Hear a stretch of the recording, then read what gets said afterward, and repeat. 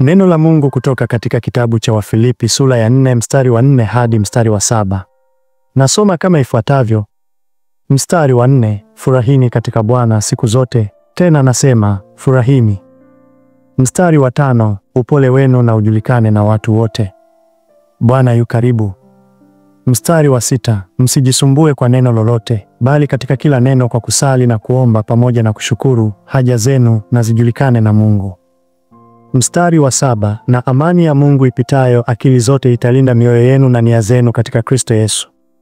Maelezo ya kina kwa kila mstari. Mstari wa 4, furahini katika Bwana siku zote, tena nasema furahini. Mtume Paulo anawaandikia Wafilipi akiwa gerezani, lakini anasisitiza furaha. Furahini katika Bwana inamaanisha furaha yako isitegemee hali, bali uhusiano wako na Mungu. Ni furaha ya ndani, si hisia za muda mfupi.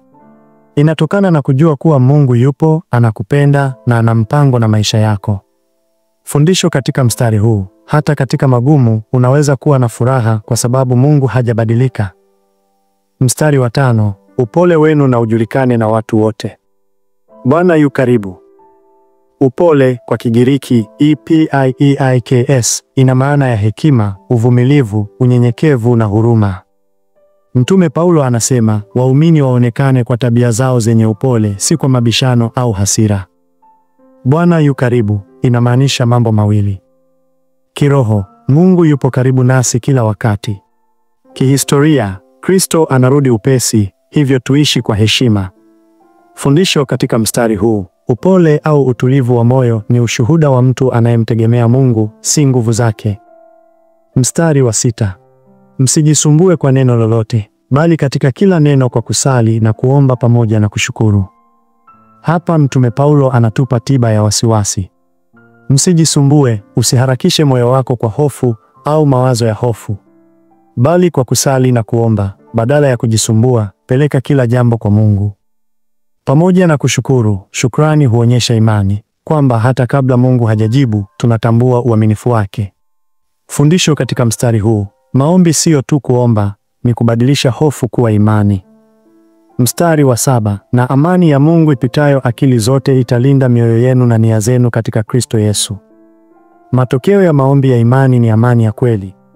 Amani ipitayo akili zote ni amani ambayo haiwezi kuelezwa kwa mantiki ya kibinadamu.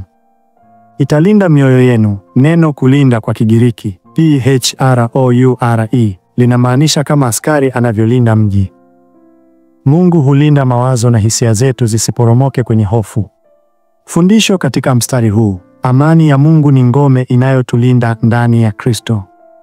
Kumbuka, furaha na amani ya kweli havitokani na mazingira, bali kutoka kwenye mahusiano ya karibu na Mungu kupitia maombi, shukrani na imani. Asante sana kwa kutazama video zetu. Naomba subscribe channel yetu Siri za Ufalme, share kwa ndugu jamaa na marafiki, kwa pamoja tujifunze siri za ufalme wa Mungu.